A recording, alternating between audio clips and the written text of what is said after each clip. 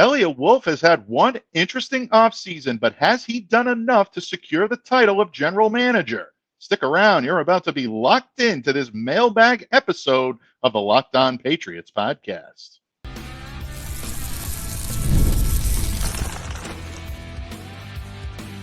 You are Locked On Patriots, your daily New England Patriots podcast.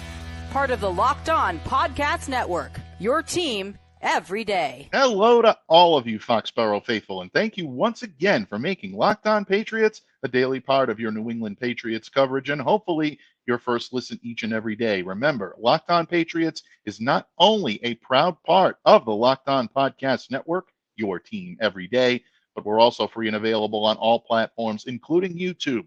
So smash that subscribe button and download and follow Locked On Patriots wherever you get your podcasts to ensure that you're getting the latest episode as soon as it's available. I'm your host, Mike Debate. I cover your New England Patriots for Patriots Country, so reach out to me and let me know what's on your mind on X at MDABATENFL. While you're out there showing some love to Locked On Patriots social media style, follow our account there as well at LO_Patriots. And Pats fans, today's episode is brought to you by Monopoly Go.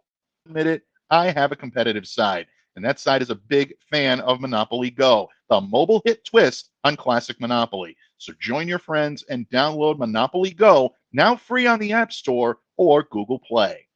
And Pats fans, it may not be Monday, but the mailbag is back in effect.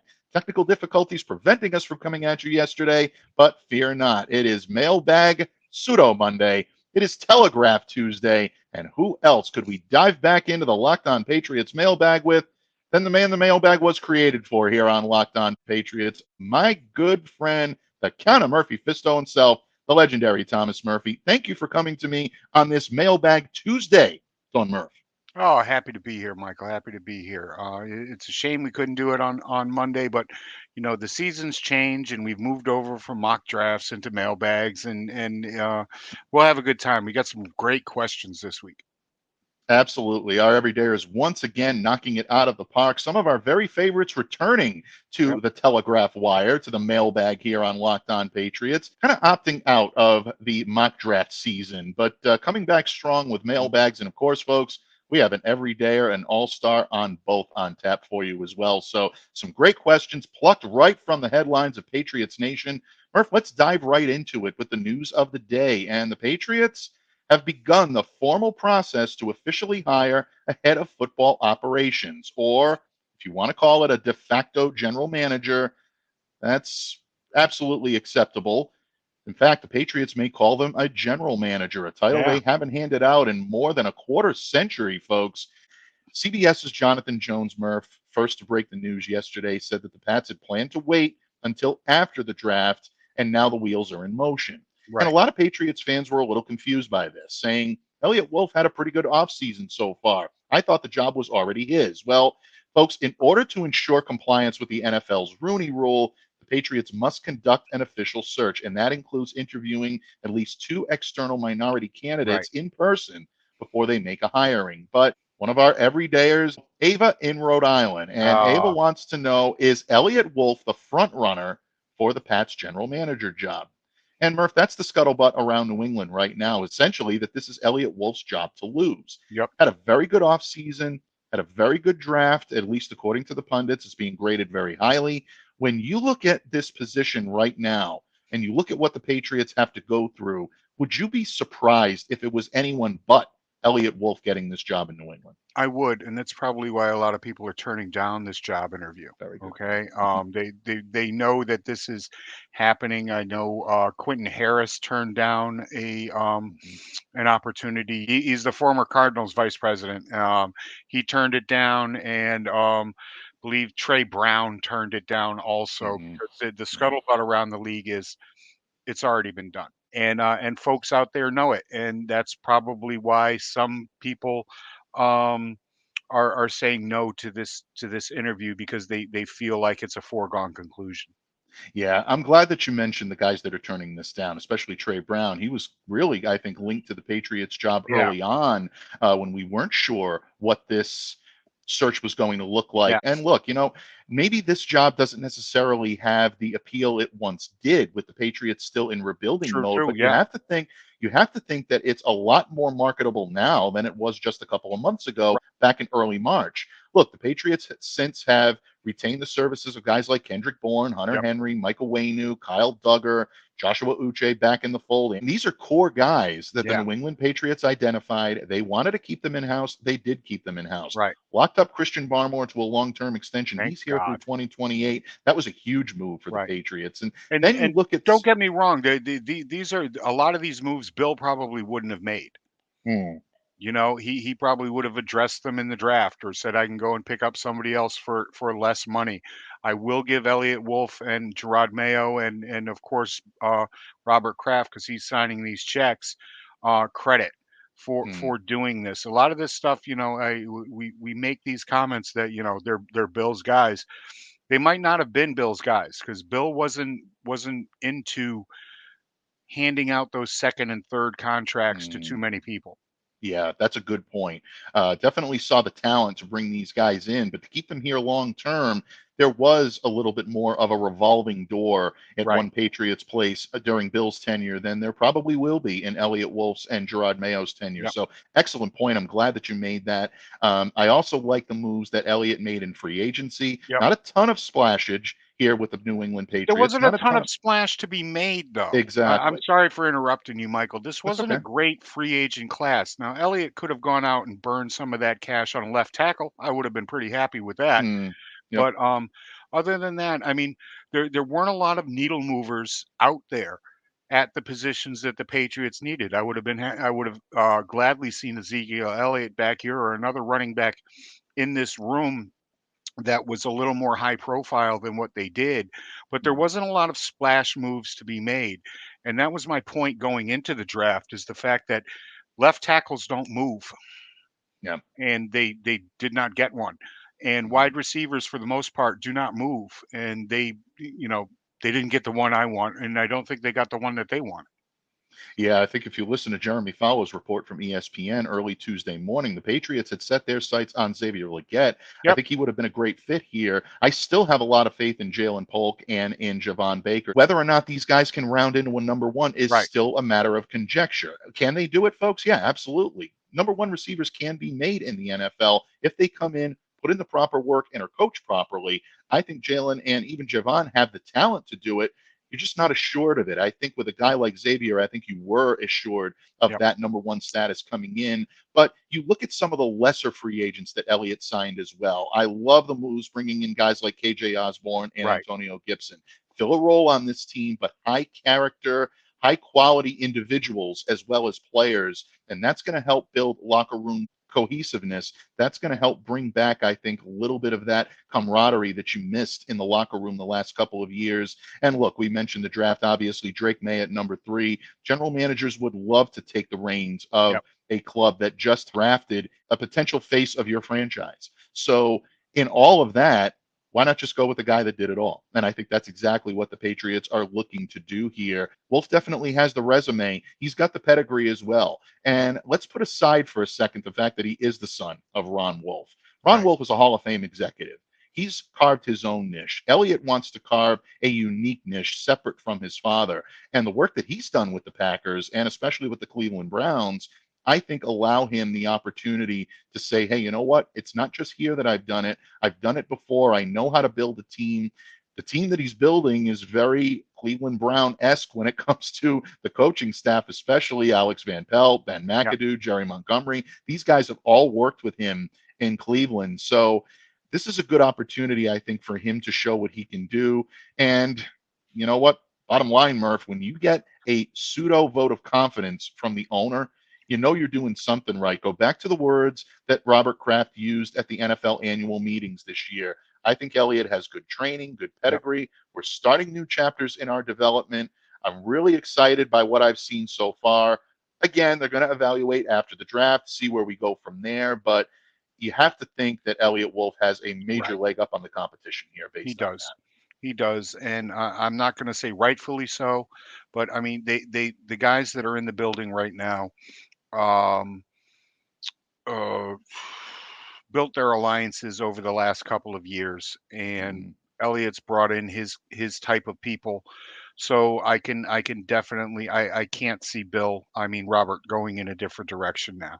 Yeah, absolutely. And he may end up being the first in a long while to hold the title of general manager here in New England. Maybe it's going to be head of football operations, but don't forget guys like Scott Pioli, Nick Caserio, Yep. Dave Ziegler, Matt Groh, they've all held director of player personnel, which Right. is the title that was held under Bill Belichick, who really was de facto head of football operations here in New England for the last 25 years.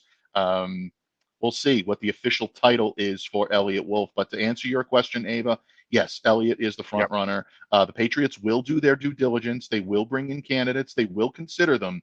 But I think it's going to take an overwhelming candidate to come in and unseat Eliot Wolf. And right now, after the offseason and the draft that he just had, I don't see anybody doing it. So we're probably looking at a new Wolfian era in New England. Let's see what happens on the field, and let's see if they can put it all together in the moves that they've made now, and trying to build that new dynasty here in New England. Speaking of the dynasty, folks, we're going to get back to that in just a moment. As you can see on the side of your screen here, we are going to talk a little bit about that dynasty reunion in Los Angeles on Sunday night. But our good friend LJ, not only an everydayer, not only a mock draft all-star, but he's also a mailbag all-star. LJ is like an all-purpose Swiss Army knife that you can put anywhere on the Locked On Patriots pantheon, and he's going to deliver and he's going to knock it out of the park. I think LJ had a very poignant question in a position that, Murph, you and I have been very vocal, may have been neglected a little bit by New England when it comes to free agency and when it comes to the draft, and that is the defensive backfield. Will the Patriots look to make a move to bring a veteran in to help some of these young players they have in that backfield? Murph and I are going to discuss that and more when this episode of the Locked On Patriots podcast continues, a proud part of the Locked On Podcast Network, your team every day. All right, game off. We got to pause here to talk more about Monopoly Go.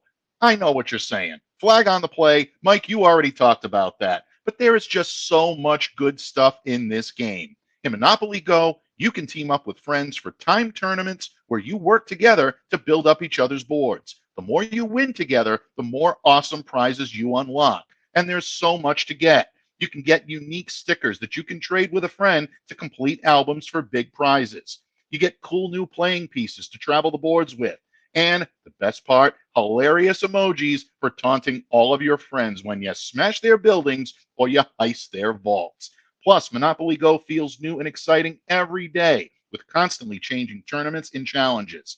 A ton include their own unique mini games like digging for treasure or a robot pachinko machine. And there's always new timed events that help you win big, like massive multipliers for everything you win or rent frenzies. There's always something fun to discover in Monopoly Go. So get off the bench and go download it now free on the Google Play or the App Store. Game on. Patriots fans, thank you once again for joining us here today on Locked On Patriots. It is Mailbag Tuesday, aka Telegraph Tuesday, dubbed by my guest today. And the legend himself, Thomas Murphy, joins me, bringing back the mailbag after a few weeks of amazing mock drafts. And Murph, if we're talking mock drafts, there is no way in good conscience that we cannot give a tip of the cap and a nod to the gods to our good friend LJ, who continued to knock it out of the park each and every time we asked him to submit mock drafts. LJ, you raised Murph's blood pressure by a few points, but you always made things interesting, and we love you for it. Right. Once again, I think LJ has his finger on the pulse of Patriots Nation. And one position right now, Murph, that I think a lot of people are going to be looking at is the defensive backfield. Right. Patriots didn't do a whole lot in terms of bringing in outside defensive backs, both via free agency and the draft, that could be needle movers. Guys that could help someone like a Christian Gonzalez, who spoke with the media on Wednesday and said that his shoulder injury is now a thing in the past. He's ready to come in and show what he can do and continue from that impressive start to his rookie season that was derailed by injury. Well, LJ wants to know if the Patriots might be looking at some veteran help. Will the New England Patriots look to bring in a veteran safety or corner before training camp? And he mentions obviously Simmons and or Gilmore. Yep. So Murph, when you look at this team, when you look at the way they're constituted right now, especially that defensive backfield, what makes more sense to you, a safety or a cornerback, and who would you be bringing in? Cornerback. Mhm. I would definitely go cornerback. I understand that everybody's like, who's our center fielder? Who's our center fielder? Um, I still think there needs to be another person on the other side of Gonzalez, and Gilmore is past his lockdown days. He's still a very, very good cornerback, but I'd really love to see Stephon Gilmore end his career here in New England. I still think he has a lot left in the bag, and more importantly, a lot to teach um, the younger guys that are still on this team. You know, Duggar and Peppers, and even Joshua Bledsoe, the kid that they drafted this year, can all work in that safety hybrid situation the way the Patriots are running it this season. But Gonzalez needs somebody else on the other side. Jonathan Jones is much more suited to the inside than I think he is to the outside. And of course, there's Sean Wade, good old buddy Isaiah Bolden. Got to get a Bolden reference in there somewhere, if you know me. And but no, I really do think they'll bring in some. I'd love to see them bring in both. We've got the Yeah. money, go spend it. Bring both these guys in. I think there is an argument for that, and I'll make that in just a moment. LJ, I think this is an excellent question. Look, there are very few, if any, in Patriots lore that hold Stephon Gilmore in the regard that Murph and I do. Right. He's one of the more revered Patriots for a reason, a guy that always came in, did his job, did it quietly, led by example on the field, and simply was always accountable for everything he did on the field, whether it was an incredible play or whether it was a mistake. You always got that from Stephon Gilmore. And for anybody questioning as to whether or not he can do it on the field, look at what he did for the Cowboys last year. 17 games, he appeared in all of them. So Yep. he's still got the durability that you'd love to see.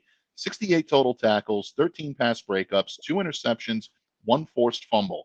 Those are Still not got going it. to necessarily light up the stat sheet atop the league, but that is an excellent resume for someone that can come in and adequately play the opposite side of the perimeter. And you also go back to what he had to do last year for Dallas. Not necessarily what he did Great do, but point. what he had to do. And that is lift up Deron Bland Right. to a level that was going to allow him to play at or equal what Trayvon Diggs was capable of giving you. Because don't forget, coming in, Diggs was going to be the alpha corner.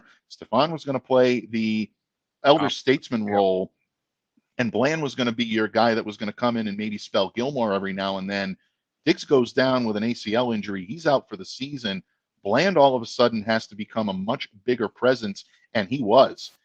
Breaking up 15 passes, led the league with 9 interceptions last year. And every time Bland is talked about how he was able to make that jump, Stephon Gilmore's name comes up. He can't thank him enough for the wisdom and the counsel and the insight that he led to him. This is a guy that elevates other players. And I think the Patriots would love to add someone Yep. of his category. So I'm in agreement with you. Personally, I would love to see him back as well. One of my favorite Patriots of all time to cover. But I think there could be an argument for Justin Simmons as well. Right. And look, 4 second team All Pro selections for this guy, 2 Pro Bowl nods, 8 seasons with the Broncos, 604 total tackles, 30 interceptions, 4.5 sacks, 5 Yep. forced fumbles. This kid can do it all, and he continues to play at a high level. I think one of the best center field safeties in the Right. league. 30 years old, and he wants to get paid. He knows that this is he's got years left in him, but he knows this is probably going to be his last chance to score anything big. And he's waiting and waiting until somebody goes down, somebody gets hurt. I don't want to say offers stupid money, but offers a good deal. Yeah, Offers a deal that's going to keep him on the field for the next 3 or 4 years. But I mean, Jonathan Jones is 32, people. absolutely. Think about that. Yeah, Jonathan Jones is not 24 anymore. He's not 26 anymore. He's also mm, 30 years old. yeah, So all of these guys are going to need to be spelled. I think what the Patriots have done in the draft, and with the single player that they picked on the defensive side in the draft, uh, is going to fit in well this year. But bringing these two in would be smart money, smart short money. If you can get both of these guys on a 2 or 3 year deal for maybe a little more than they're being offered out there, they might be enticed to come here. I would love to see both of them in a Patriots uniform. Ultimately, LJ, yeah, I think we'd love to see them both. Murph and I are leaning a little bit towards Stephon Gilmore in the cornerback position, not just because of sentimentality, but because it makes perfect sense on the field as well. And I'd love to see Gilmore and Gonzalez in the backfield in New England. I think Patriots fans would love it too. Yeah, and there are other guys out there that you could plug in there at in the center field position. Tracy Walker of Detroit is still available. Quandre Diggs, Adrian Phillips is out there. I'm not sure that's not happening, but Cody Davis, that's a familiar old name that probably won't be back around. But Simmons is right there at the top of this list, and it's tough, especially when you hear that we've got money to burn stuff, and there are quality guys out there that you could burn a little cash on, and they could definitely do it. Absolutely. Just so you know what, folks? Yeah, you're 100% right. If Eliot Wolf or Gerard Mayo needs help, who's a better consigliere than Miguel Benzan? Give the Pats Cap a call. He'll straighten it all out. He'll tell you how to do it. Financially, you can work it out, and logistically, I think Murph and I have laid out a pretty good case as to why each of these guys would be assets on the field for a team that's going to need to rely on its defense again this year. I know a lot of people are excited about the offensive additions, but you're going to have to give that one time, folks. But this defense is going to be able to get after it right out of the gate from day one on this team, and they're going to have to in 2024. But Murph, it's all about the future in New England, but I think for one moment at the Fabulous Forum in Inglewood, California on Sunday night, Patriots fans got nostalgic, and I think it was cathartic for this fan base that needed smiles. They needed to laugh. Yeah. And I think they got that on Sunday night. The roast of Tom Brady bringing Patriots Nation back together. We're going to talk about that in just a moment when this episode of the Locked On Patriots podcast wraps up right here on the Locked On Podcast Network, your team every day. Listen up, Locked On listeners. It's winner take all time in the NBA and NHL, and FanDuel's giving you a shot to bring home a big win of your own. Right now, new customers get $150 in bonus bets with any winning $5 bet. That's $150 to bet on spreads, money lines, player props. So don't delay. Do it today. Visit FanDuel.com/lockedon and make every playoff shot count. FanDuel, America's #1 sportsbook. Patriots fans, thank you once again for joining us here today on Locked On Patriots. It is Mailbag Tuesday. I am joined by the legend himself, Thomas Murphy, as we wade through all of the great questions all of you everydayers on Locked On Patriots submitted. Don't forget, folks, if you're casual listeners or if you're joining us for the first time, the mailbag never closes here on Locked On Patriots. Submit your questions throughout the week because on Monday, we're going to feature your great work. And Murph, I think we'd be remiss if we got through an episode early this week without at least acknowledging the events of Sunday night. And every Patriots fan out there knows exactly what we're talking about. Tom Brady is probably the greatest NFL legend you and I will ever see in our lifetime. He's no stranger to taking his share of tough hits. He's done it throughout the years. We've seen it. But if there's one thing Sunday night taught me, and I think everyone in Patriots Nation, is pass rushers showing no mercy on the football field was nothing compared to the merciless barrage of barbs that Brady was subjected to on Sunday night's The Roast of Tom Brady in Los Angeles, presented by Netflix, a 3-hour event. Folks, if you haven't had a chance to check it out, definitely do so. Please don't do so in a family environment. This is not suitable for all audiences. But bottom line, it was hilarious. And some are describing this roast, Murph, as a Patriots dynasty reunion. We did get questions on this roast.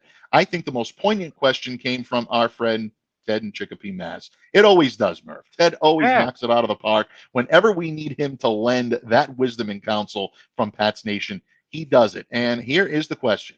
He wants to know, did the roast of Tom Brady heal the wounds that the dynasty opened up?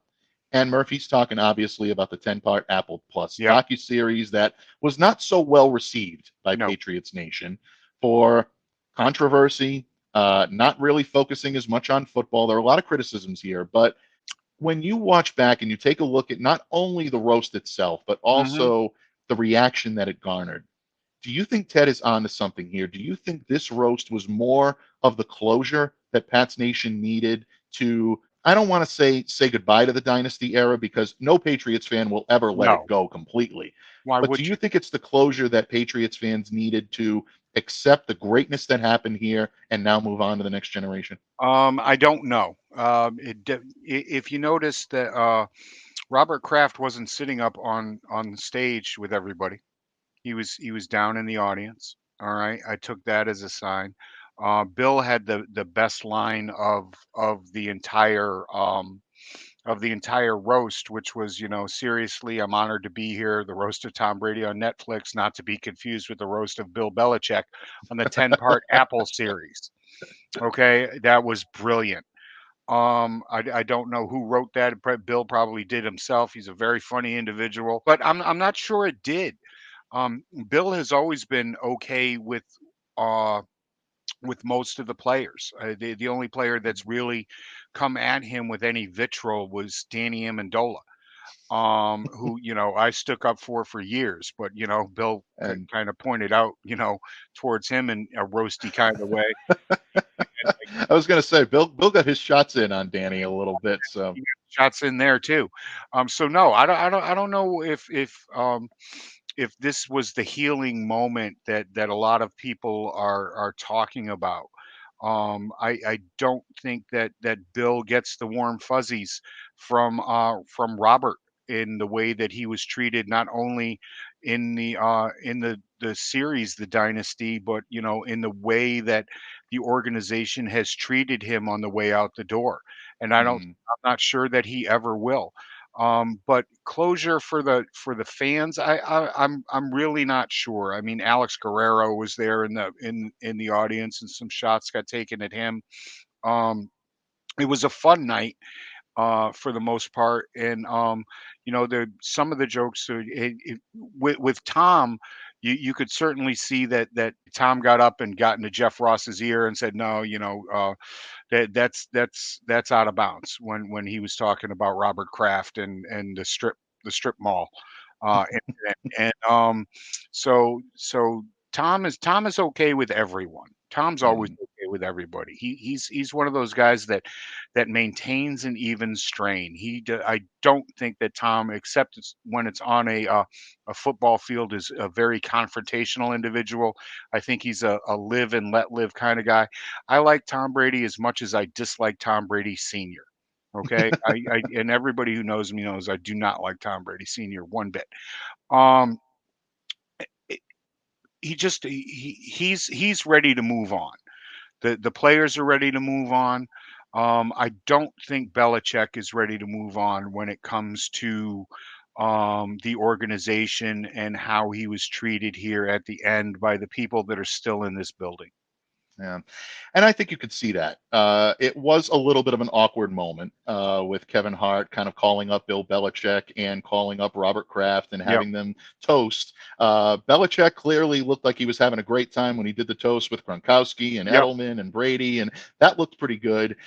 This was a little bit more awkward. What I found interesting is that Drew Bledsoe spoke with Colin Cowherd yesterday, a little bit of an aftermath, and did reveal that Bill and Robert had a chance to talk a little bit before this went live on TV. This wasn't something that was completely sprung on them. They both knew it was coming, and yet it still looked awkward. So I think Yeah. you're on to something there. There's no question about it. But look, whether or not this was the healing moment for the principal players, Brady, Hmm. Belichick, Kraft, the players, there's still probably some animosity there on all ends. I think Right. most of it has been swept behind them by Brady and Belichick. I think you can see that these two work very well together. I think you can also see Gronkowski, Edelman kind of letting go of some of that vitriol that maybe they And had Drew in their took a lot of playing hits. days. Yeah, Drew absolutely took a lot of He hits. did.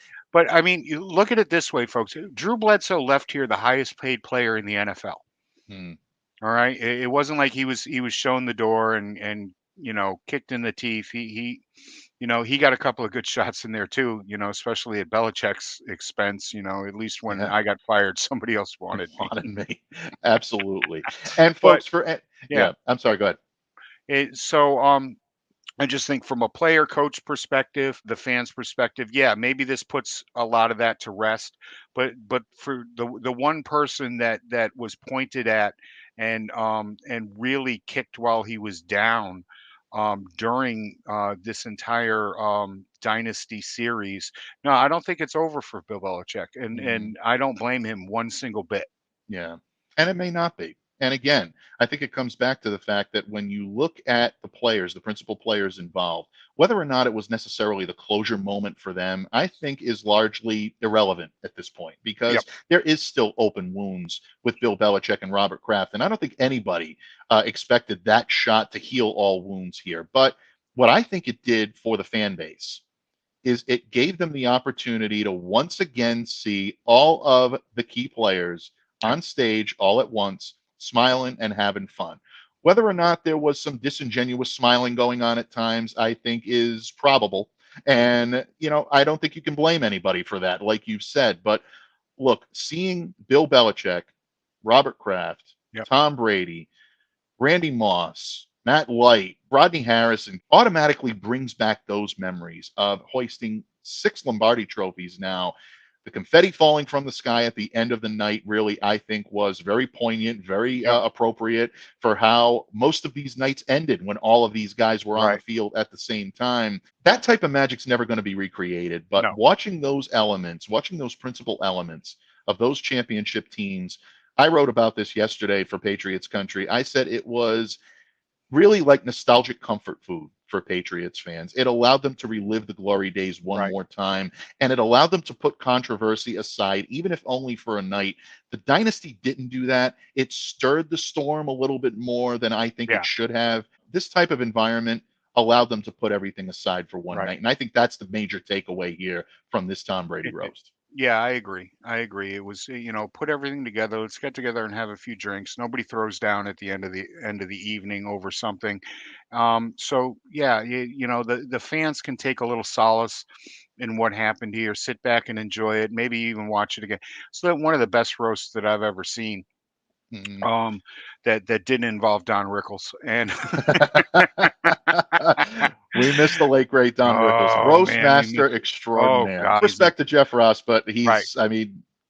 Don Rickles was in a class of Yeah, himself. John Folks, if you Rickles haven't was just seen it, it. go take a look at some of the Friars Club work that he did, even some of the cleaner work that he did in the Dean Right. Martin Celebrity Roast. Phenomenal. Don Rickles is a true legend, one of a kind. And so there you go. It was a nice little evening, but I don't think the hatchet has been buried on Mm. by all involved. Look, if you need any evidence as to whether or not these guys still do have some lingering animosity, especially on the Kraft and Belichick side, only Tom Brady could bring this Right. collection of players, this collection of entertainers. Folks, it wasn't just former Patriots that were up there on the dais. You're talking guys like Will Ferrell, Yep. Kevin Hart, obviously hosting the event. Nikki Glazer, who I thought did an amazing job, really stole the show among the Yes. comedians that she Yeah. was with. Ben Affleck making an appearance. I mean, only Tom Brady could bring all of these players, all of these entertainers under one roof Yep. and still clearly be the main event out of everybody in that room. Oh That's yeah. something that's an accomplishment. I call them the common denominator among all of the franchise's greatest achievements, folks. It's just a fact. It's the way it is. Every single great moment that you add up with the New England Patriots in this dynasty era includes Tom Brady. And I think It does. Sunday night was another that Patriots fans will hang on the shelf. It'll never replace a championship night, No. but I think it was also something that Pats fans have wanted to see for a while. These guys letting their hair down and really enjoying each other and ribbing one another. I close with a line from Sammy Davis Jr., who said when he was roasted by Dean Martin and his friends, he said, "There's nothing more honoring to a human being than being in a room of your friends who are mercilessly making fun of you." He says, because the day that they no longer make fun of you is the day that they no longer give a damn about you. And I think Right. a lot of people Oh, prove that they beautiful. really give a damn about Tom Brady, especially guys like Robert Kraft and Bill Belichick, who may not want to be in the same room right now, but they were to honor Right. Tom Brady. And that says a lot about all three men and their character. It does. It really does. They're fantastic, and I can't add anything better than what the quote that you just gave from Sam. One of the greats of all time, Yep. and one of our greatest everydayers, kind of bringing us home with some nostalgic thought. Ted, thank you so much for the great question. Ava, thank you for your question. LJ, as always, thank you for your question. You didn't get Murph all riled up today. We want to see more of that fiery LJ. Folks, what can we say? It's always an honor and a privilege when my good friend Murph joins me here on the microphone. Today was no less. Bud, thank you so much for dropping by and lending your wisdom and counsel. Before I let you go, please let everyone know where they can reach out to you and absorb the great work, the wisdom, and the counsel of Thomas Murphy. Yeah, you can follow me on Zitter at tmurph207. You can check out my writing over there, diehardbostonsportsfans.com. Folks, I thank my good buddy Murph for joining me here today, lending the wisdom and counsel the way only he can. And once again, stay locked into Locked On Patriots. Drake May, your new quarterback, is being evaluated by a lot of different entities out there, both local and national. But we've got the expert on Drake May joining us here tomorrow on Locked On Patriots. That's right. Isaac Shada, the host of Locked On Tar Heels, right here on the Locked On Podcast Network, going to join me talking about all things Drake May. What kind of quarterback was he at UNC? How does his game translate to the pro game?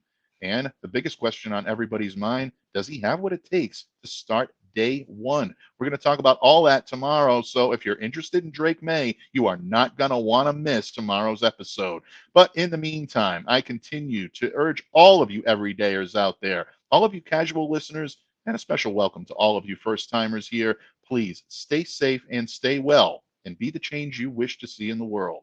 On behalf of the legend himself, Thomas Murphy, I'm Mike Debate. Have a great day, everyone, and we'll see you back here again tomorrow on Locked On Patriots.